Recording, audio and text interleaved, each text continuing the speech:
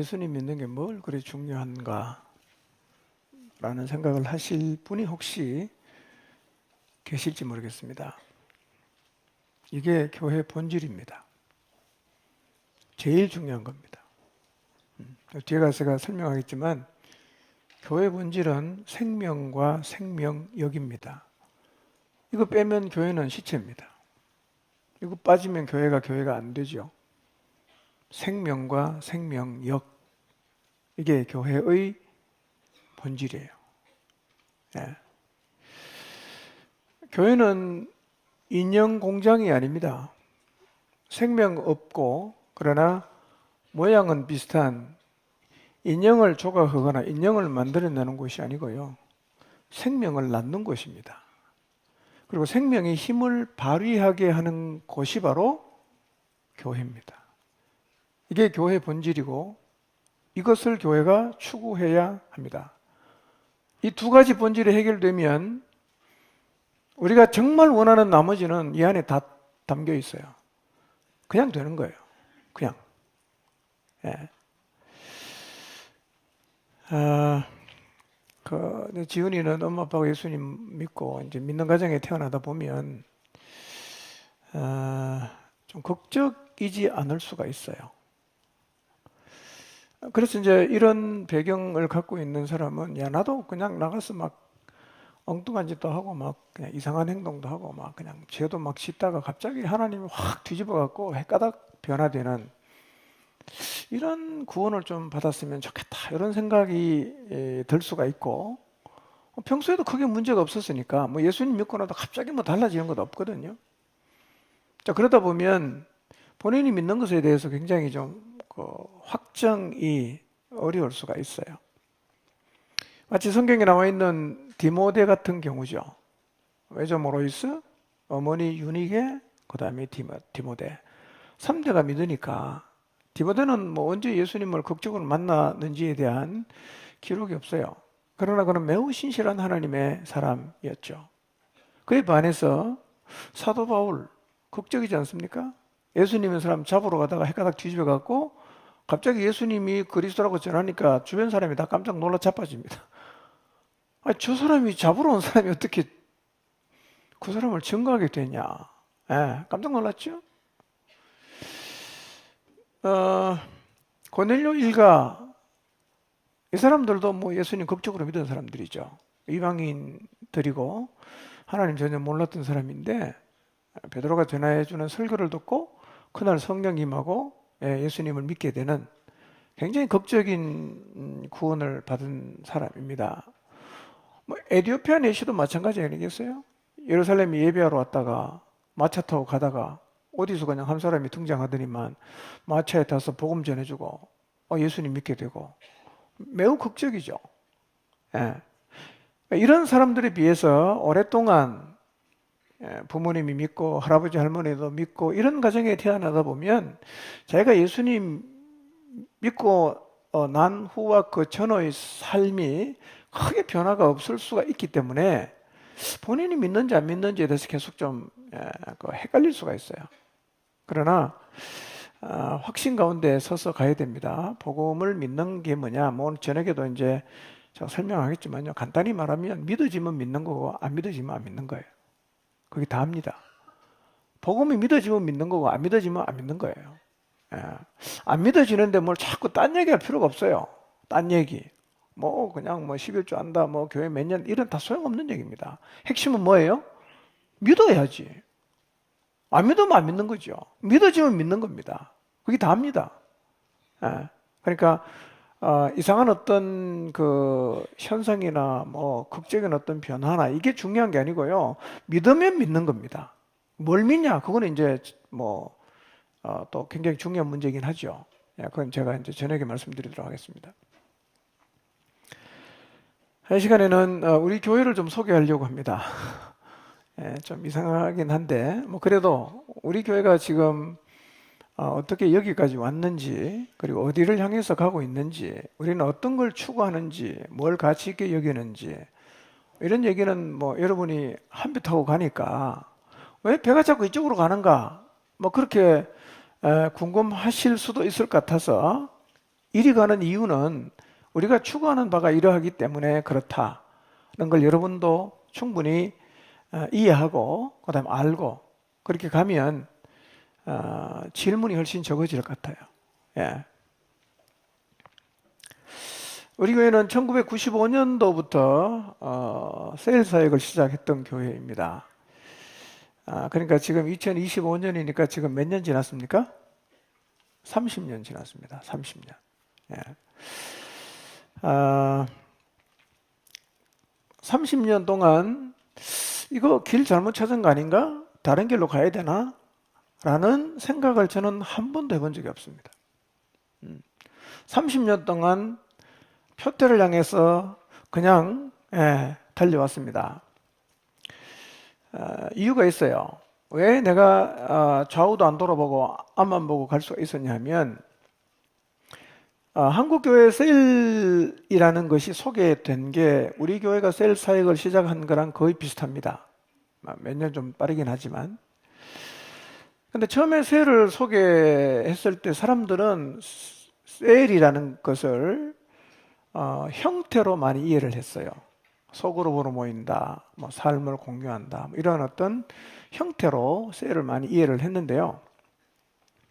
근데 제가 이제 말씀을 계속 묵상을 해가면서 이 셀이라는 것이 형태를 말하는 게 아니라 이게 정확히 성경에서 말하는 교회구나. 이걸 제가 확인을 했어요. 이게 교회구나. 예. 그래서 이것이 성경에서 말씀하시는 교회라면 뭐 다른 거 생각할 필요가 없이 이런 교회를 구현 세워나가면 되겠구나. 그리고 시간이 흘러가면서 제 안에 드는 확신이 뭐냐면 이런 교회가 세워진다면 세상을 이기겠다. 그리고 이런 교회가 세워진다면 주님이 교회에 주신 사명을 충분히 감당할 수 있겠다는 확신을 갖게 되었습니다. 사실은 저는 목회를 하면서 다른 뭔가 더 좋은 게 없나라고 기웃거려 본 적이 없습니다. 옆에 사람이 어떻게 가든지 간에 우리 시대가 뭐를 중요하다고 말하든지 간에 저는 전혀 상관 안 했습니다. 이게 교회니까 성경에서 이걸 교회라고 했으니까 나는 이런 교회를 세우는 일을 하겠다. 예, 그렇게 결단을 하고 30년을 달려왔는데요. 사실은 우리가 달려가고 있는 이 방향은 시대 사람의 가치를 역행하는 부분이 굉장히 많습니다. 프라이버시를 존중 안 하는 자체가 우리 시대하고는 안 맞아요. 자주 모이는 것도 안 맞습니다. 예배 시간 2시간도 안 맞아요. 맞는 게 별로 없습니다. 예. 그래서 우리 교회는 그냥 종교생활 하는 사람은 남아있기가 힘든 교회입니다. 사실은요. 뭐 그냥 예배 시간 1시간 하면 가야 되는데 뭐 1시간 지났는데 이제 설교를 시작하네. 저 언제 끝나나 도대체. 예, 뭐 그래서 뭐 가끔씩 열받아서 가는 사람도 제가 보거든요. 뭔 놈이 예배를 이렇게 길게 하냐고 막. 예. 뭐 저한테 항의한 건 아니지만. 근데 왜 그렇게 제가 갔겠어요? 이게 맞다고 저는 확신했어요. 근거는 뭐냐? 성경이 이렇게 하라 그랬어요. 성경에 말하는 교회가 이거였어요. 그래서 제 안에 있는 믿음은 이겁니다. 성경이 하라고 하는 거는 하면 된다. 저는 지금도 그렇게 믿습니다. 하나님이 말씀하신 게 맞다. 저는 그렇게 믿어요. 그리고 하나님 말씀대로 하면 하나님이 알아서 한다. 우리는 순종할 뿐이지 나머지는 하나님이 하실 소관이지 우리 소관은 아니에요. 시킨 분이 알아서 하지 않겠어요? 왜 하라고 했는지 이유를 다 몰라도 괜찮아요. 그분이 시킨 것만 명확하면 그냥 하면 됩니다. 자, 그러다 보니까 우리 교회 초기에는 참 그런 분이 더 많았습니다. 어떤 반응이냐면 교회가 너무 빡시다. 빡시다. 그 다음에 시대의 흐름과 잘 안 맞다. 그 다음에 우리가 어떻게 그렇게 살 수가 있나? 우리 다 목사 만들려고 하는가? 우리는 그냥 교인인데 다 목사 만들려고 하는가? 그렇게 힘들어하는 분이 적지 않았습니다. 지금도 있는지는 잘 모르겠어요. 네. 그러나 뭐 이해는 하지만 제가 물릴 수는 없었어요. 왜냐하면 성경이 그렇게 하라고 했기 때문에요. 예, 물릴 수가 없죠. 그래서 이런 마음으로 함께 왔던 여러분들과 이 교회가 지금 이렇게 여기 와 있습니다.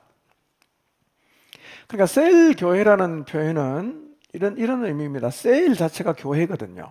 그럼 셀 교회는 뭐예요? 교회 이런 말이에요. 교회. 동의 반복입니다. 그러니까 셀 교회라는 표현은 적절하진 않아요. 그냥 교회 이렇게 말하는 게 맞아요. 왜냐하면 셀이라고 말하는 그 자체가 성경에서 말하는 교회하고 똑같거든요. 그래서 우리 교회가 무엇을 추구하느냐 이렇게 물으면 이렇게 저는 말씀드릴 수 있습니다.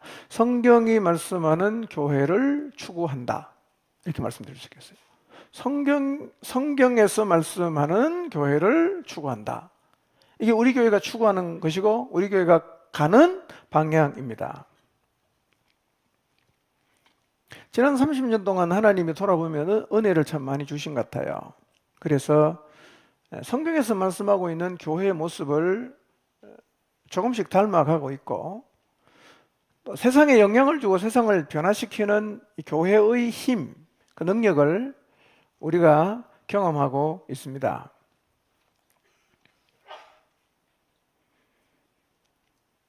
지난 30년간 이런 교회를 세우기 위해서 많은 분들이 헌신했습니다. 많은 분들이 여기에 동의하고 인생을 던졌습니다. 그렇지 않았다면 지금의 이 교회 모습은 절대로 나오지 않았겠죠. 그런데 우리가 교회를 추구하며 달려왔는데 그러면 구체적으로 그 결과가 뭔가, 어떤 결과가 나타났는가? 사실은 나타난 결과는 여러 측면에서 설명할 수 있는데요. 오늘 그 중에 하나만 제가 좀 말씀드리려고 하는데 이게 굉장히 중요하기 때문에 그렇습니다. 성경에서 말씀하는 교회를 추구하면서 우리 안에서 나타나고 있는 현상이 있는데 제가 볼 때는 제일 중요하다고 생각합니다. 그게 뭐냐면 우리 교회가 1세대 목자와 1세대 성도만 있지 않고 이게 1세대에서 2세대로 3세대로 4세대로 5세대로 넘어가고 있다는 거예요. 세대를 어떻게 분류해야 되는지 사실은 뭐 정확하게 자르기는 쉽질 않아요. 몇 년이 가야 한 세대라고 우리가 잡을 건지, 어떤 기준으로 한 세대라는 기준을 세울 건지가 사실은 정확하진 않지만 대충 이렇게 분류할 수가 있어요. 1세대를 통해서 예수님을 믿고 세워진 사람이 2세대고 2세대 사람을 통해서 예수님을 믿고 세워진 사람은 3세대고 그 다음에 3세대를 통해서 예수님 믿고 세워진 사람은 4세대고 이렇게 되는 거예요. 자, 그런 기준으로 봤을 때 지난 30년간 한 5세대 정도로 넘어갔고 지금 6세대를 향해서 우리가 가고 있다 이렇게 볼 수가 있습니다. 그러니까 복음이 계속 전해지고 있고요. 그리고 사람이 계속해서 세워지고 있는 거예요. 여러분, 교회 안에서 복음이 계속 전해지고 그 복음을 받아들인 사람이 계속 세워져서 또 다른 사람을 섬기는 자리에 섰다. 이게요, 교회가 살아있음을 보여주는 가장 뚜렷한 징표입니다. 여러분 생각할 때는 별것 아니라고 생각할지 모르지만 이것이 교회가 살아있다라는 가장 확실한 징표예요.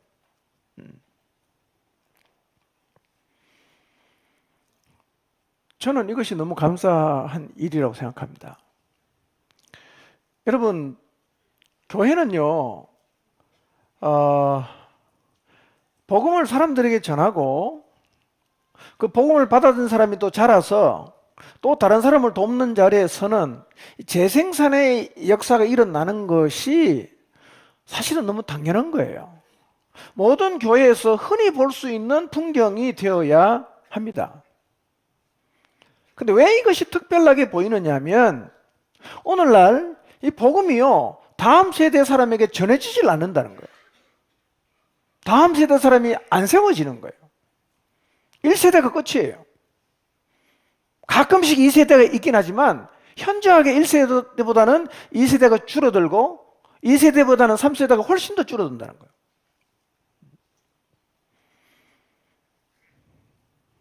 여러분, 복음이요, 이 교회 안에서 먼저 예수님을 믿은 사람을 통해서 또 다른 사람에게 전해지지 않고 먼저 예수님 믿고 인생을 헌신한 사람들을 통해서 또 달리 자기 인생을 헌신하는 사람이 세워지지 않는 것은 이거 절대로 간단한 문제가 아니에요. 굉장히 심각한 문제입니다. 예. 이거는 마치 동맥이 막혀서 몸이 죽어가는 것하고 비슷한 현상이에요. 죽어가고 있는 거예요.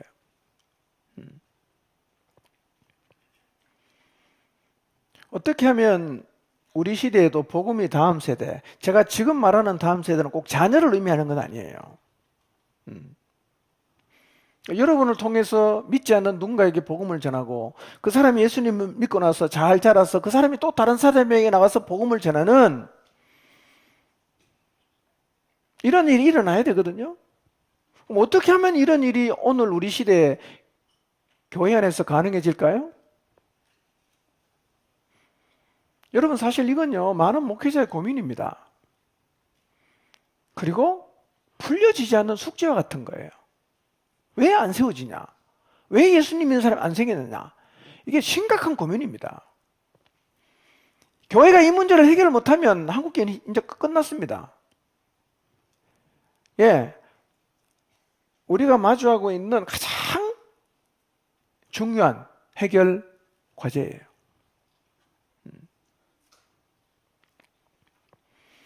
여러분, 지금 교회마다 1, 2세대만 존재하는 교회가 적지 않습니다.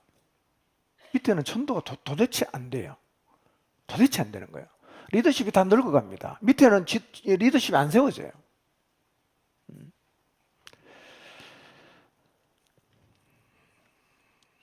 그러니까 복음이 다음 세대로 이렇게 안전해지면, 그리고 사람이 안 세워지면 1세대들이 천국으로 다 가시고 나면 교회는 누가 남습니까? 없어요, 사람이. 유럽교회가 그랬잖아요. 한국교회는 유럽교회보다 그런 현상이 더 빨리 나타나고 있습니다.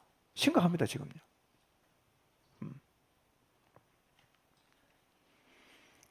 그러니까 복음이요, 다음 세대로 이어지지 않는다는 것은 굉장히 심각한 문제입니다. 그런데 복음이 다음 세대로 흘러가는 것, 어쩌면 우리 안에서는 굉장히 평범한 일로 보일 수 있지만 이게 사실은 간단한 일은 아니에요. 자, 서두에 말씀드렸잖아요. 교회는 인형 만드는 공장이 아닙니다. 조각품 만드는 공장이 아니에요. 생명을 낳는 곳이란 말이에요. 예.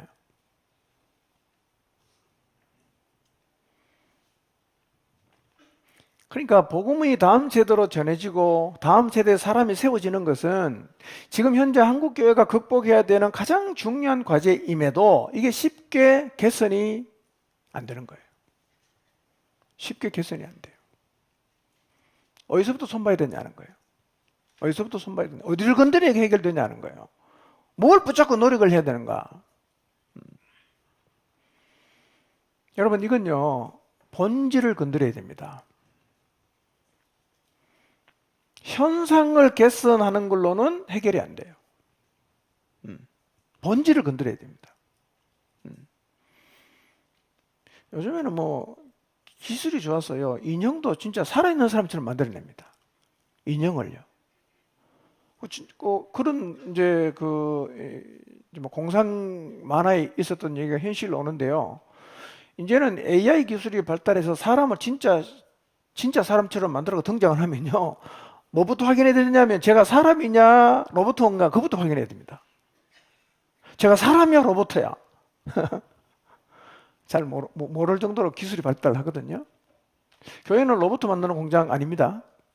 아니에요. 그런 기술을 배우는 데가 아닙니다. 생명을 아는 데란 말이에요. 그러니까 여러분, 전도하는 프로그램, 사람 세우는 프로그램 도입한다고 이 문제 해결 안 돼요.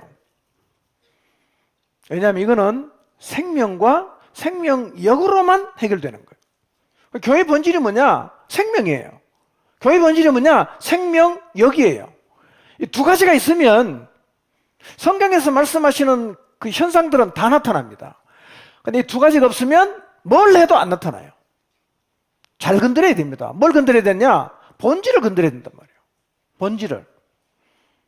왜 우리가 그냥 한 사람 예수님 믿는데 그렇게 목을 메고 있고 또 예수님 믿는 사람 이 바쁜 시간에 앉아서 20분, 30분 왜 간증하게 합니까? 그게 본질입니다. 그게 제일 중요한 거예요. 거기다 하나 더 플러스입니다. 생명을 가진 사람이 생명력을 갖게 만드는 거예요. 그러면 우리가 원하는 게 이 안에 다 있어요. 여러분 생명이 있고 생명력이 있으면요 그 사람 건강할 거 아니에요. 나가서 뭐 일하면 되고 돈 벌면 되고 뭐 다 할 수 있어요. 로봇 만들어 놓으면 되는가? 인형 만들어 놓고 해보세요 되는가? 안 된다는 거예요. 교회 본질이 뭐라고요? 생명입니다. 또 생명력이에요. 그러니까 사역의 초점이 뭐가 되어야 되겠어요? 어떻게 하면 생명이 태어나게 할 것인가 이거고요. 또 하나는 어떻게 하면 생명을 갖고 있는 그 사람이 생명력을 발휘하게 할 거냐, 어떻게 도울 거냐, 이게 핵심이란 말이에요.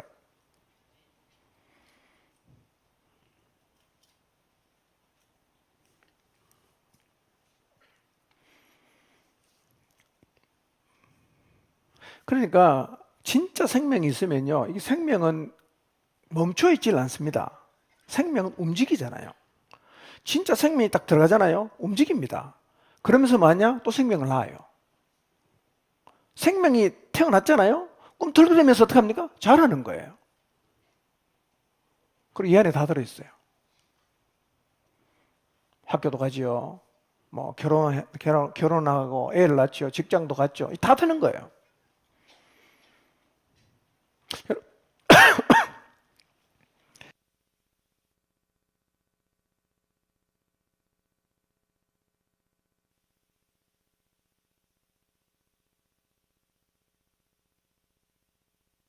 여러분 그 사역하면서 한번 생각해 보세요. 여러분 목장의 영혼들 쫙 있잖아요.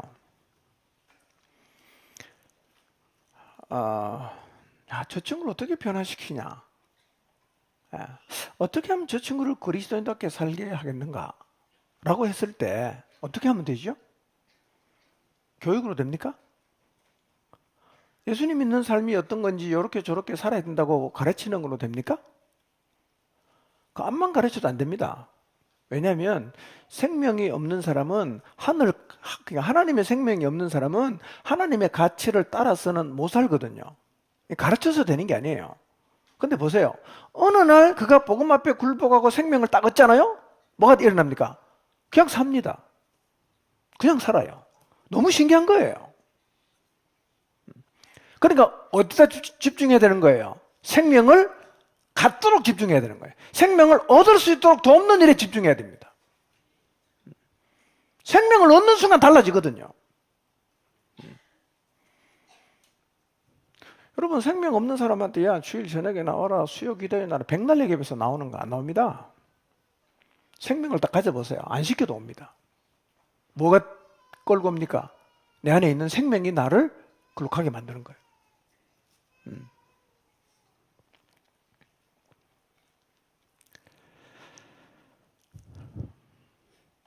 그러니까 생명을 갖고 생명력을 가지면 참된 그리스도인으로 살아가는 삶은 결과로 따라옵니다. 이게 본질이 변할 때 따르는 결과들이에요. 꼭 기억하십시오. 교회의 본질은 뭐라고요? 생명. 그 다음에 생명력이에요. 뭐 우리가 뭘 노력해야 됩니까? 생명이 태어나도록, 그 다음에 생명이 자라도록 이거예요. 우리는 거기만 집중하면 돼요. 나머지는 따라옵니다. 근데 이게 안 되는 상황에서 우리가 원하는 어떤 그 그림을 만들어내려고 하면요, 안 됩니다. 그거. 안 돼요. 모조품밖에 안 나옵니다. 인형밖에 못 만들어요.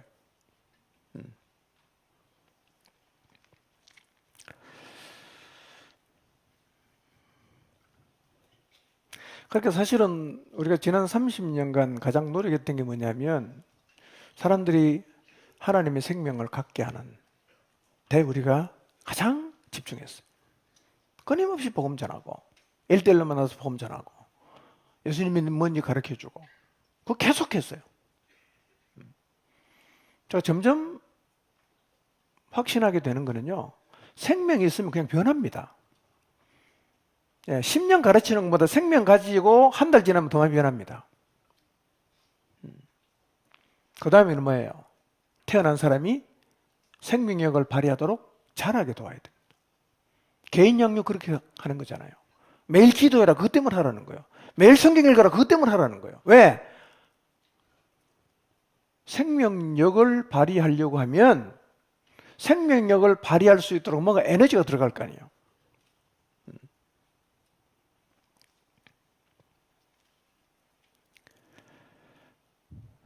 그러니까 우리가 생명을 얻고 나서 생명이 자라서 생명력이 드러나게 하는 일을 열심히 했는데요.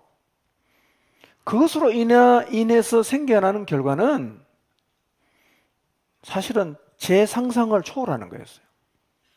제 상상을 초월하는 거였어요.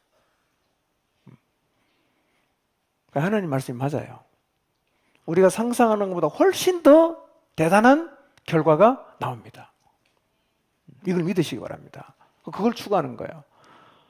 그러니까 뭐 여러분의 목장에 누가 왔다, 예수님 안 믿는다, 생명 없다. 뭐 생명 없는 사람이 뭘 할 수 있어요? 아무것도 못하죠. 뭘 이제 해야 됩니까? 생명 얻도록 계속 해야죠. 생명 얻은 사람은 생명력을 발휘할 수 있는 수준이 되도록 계속 도와주는, 끊임없이 반복이에요. 계속 반복하면 어떻게 되겠어요? 확장되겠죠. 점점 커지겠죠. 점점 강력해지겠죠.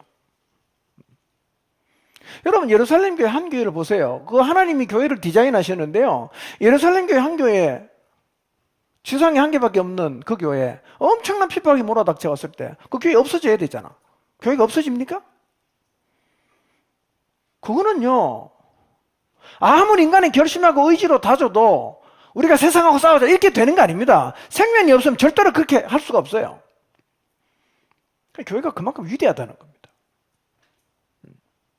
포종층 공동체가 생명을 갖고 생명력을 확실히 갖게 되면요, 한 도시와 한 시대도 영향을 줄 수 있어요. 그게 원래 교회입니다. 교회를 우리가 디자인했습니까? 우리가 디자인한 게 아니에요. 하나님이 세상을 복음화시키기 위해서 하나님이 디자인하신 거예요. 그 교회는 담겨진 능력은 엄청나죠? 본질을 꿰뚫고 그것만 잘 회복시켜 나가면요, 교회는 세상이 감당할 수 없는 곳이 확실합니다, 여러분.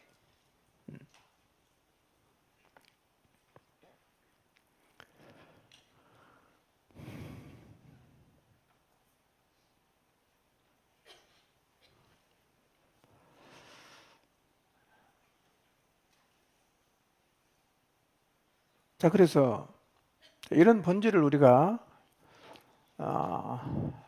회복시키기 위해서 우리의 모든 에너지를 다 모아서 왔습니다. 그러면 30년의 세월이 지나갔는데 오늘 30년 전에 출발해서 이 자리에 오기까지 무엇이 여기까지 올 수 있도록 만들었는가? 그 원인이 뭐였던가를 한번 제가 생각을 해봤어요. 그 원인이 뭔가? 어떻게 우리가 여기까지 왔는가? 저는 그것이 하나님의 은혜라고 생각합니다. 이거는 제가 상투적으로 저 자신을 스스로 겸손하게 보이기 위해서 하는 얘기가 아니에요. 진짜 하나님 은혜예요. 하나님이 이 땅에 세상에 밀리지 않는, 세상을 변화시킬 수 있는 교회가 서는 것을 너무너무 원해요. 그러니까 그렇게 살겠다고 나타나면 하나님은 적극적으로 도와줍니다. 이런 표현이 좀 그러긴 하지만요, 하나님이 엄청나게 뒷바라지 해주는 거예요. 너 그렇게 살고 싶으냐? 내가 다 도와줄게. 해봐. 이 격려죠, 하나님.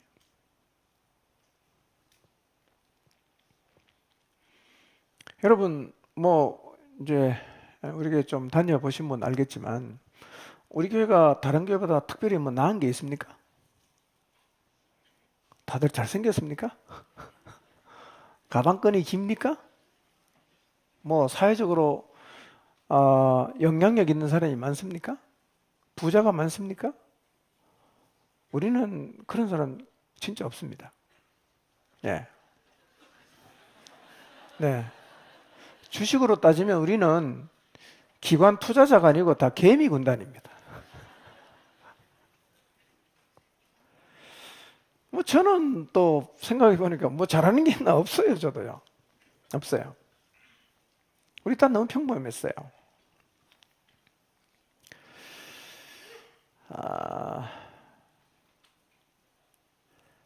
지난 30년을 제가 이렇게 한번 돌아보면서요, 저를 이렇게 봤단 말이에요.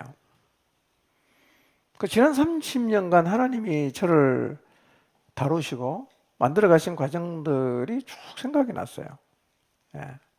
여기까지 고뇌하고 힘들고 때로는 부담스럽고 너무 두렵고, 예. 이런 마음을 가졌던 적이 적지 않았어요. 근데 하나님은 이 포정침이라는 공동체를 통해서 저를 많이 만들어 가셨는데요. 저만 그렇게 했어요? 여러분 다 똑같이 그렇게 하나님이 하시지 않았겠어요? 많이 참 공동체를 통해서 빚어진 것 같아요. 여러분, 근데 어쨌든 이 30년을 제가 이제 하나님 앞에서 빚어졌는데요. 30년 전에 저를 알고 계셨던 분, 예, 아니면 20년 전에 저를 알고 계셨던 분, 그때하고 지금 비교하면 제가 좀 더 훌륭해졌습니까? 예. 여러분은 그 차이를 모르겠지만 제 스스로 봐서는 저는 좀 훌륭해졌습니다. 예.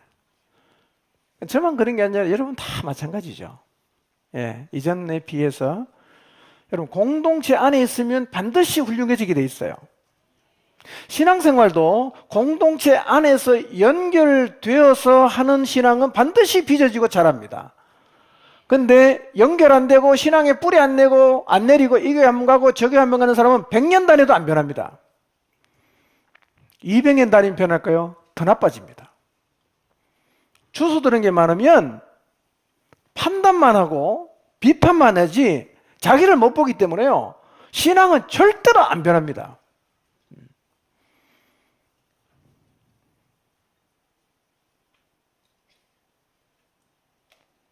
여러분 신앙생활은 뿌리 안 내리면 절대로 안 자랍니다. 이거 꼭 기억하십시오. 뿌리 안 내리면 안 돼요. 뒤에 가서 제가 잠깐 언급하겠습니다. 자, 이렇게 사실은 우리가 부족한 게 많고 특별한 게 진짜 없어요. 우리가 겸손을 떨기 위해서 그러는 게 아니고 우리는 참 진짜 평범한 이 시대 대한민국 사람들이에요. 그렇죠? 예. 그런데 지난 30년간 변함없이 노력해 왔던 게 있습니다. 그게 뭐냐면 하나님 안에 거하는 거였어요. 하나님 안에 거해야 된다. 이거는 변함없이 30년간 노력했습니다. 왜 하나님 안에 거해야 되느냐? 일단 하나님에게 붙어 있어야 은혜가 올 거 아니에요. 하나님에게 떨어져 가는데 은혜가 오겠어요? 그분 안에 거하는 게 너무너무 중요하니까 이거는 정말 치열하게 우리가 싸웠습니다. 어떤 일이 있어도 하나님 안에 거해야 된다. 예, 하나님을 떠나가면 희망이 없다. 예. 우리 하나님 안에 어떻게 거하죠? 말씀 안에 거하는 거죠. 기도 안에 거하는 거죠. 여러분 우리가 말씀과 기도 안에 거할 때 하나님의 다함이 없는 은혜는 끝없이 부어집니다. 끝없이 부어집니다. 여러분 저는 그 기도를 매일 하자라고 해서 너무 힘들어해서 교회를 떠난 분도 계셨고요. 성경을 매일 읽으라는 것이 너무 부담스러워서 교회를 떠난 분도 계셨어요. 제가 생각을 했죠. 내가 잘못 시켰나? 그럼 성경 읽지 말라고 그냥 부담을 주지 말까? 기도 뭐 시간 나면 하고 뭐 시간 없으면 하지 말라고 가르치는 게 옳을까? 성경을 아무리 봐도 그게 옳지 않아요. 그저 결심했어요. 그래서 싫은 사람은 가도 어쩔 수 없다. 보내드린다. 예. 매일 기도하는 게 그 소리 듣기 싫고 그게 부담스럽다. 나 교회 옮기겠다. 뭐 어쩔 수 없어요, 저는요. 그거는 제가 양보할 수가 없습니다. 그건 양보할 수 없어요. 우리 교회도 앞으로도 그렇게 갑니다. 주님 오실 때까지. 절대로 안 물러섭니다, 저는요. 물러서는 순간 우리 교회 망합니다. 망해요.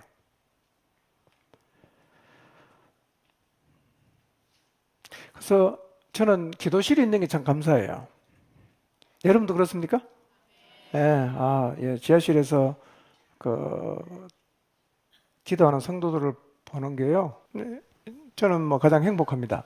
예.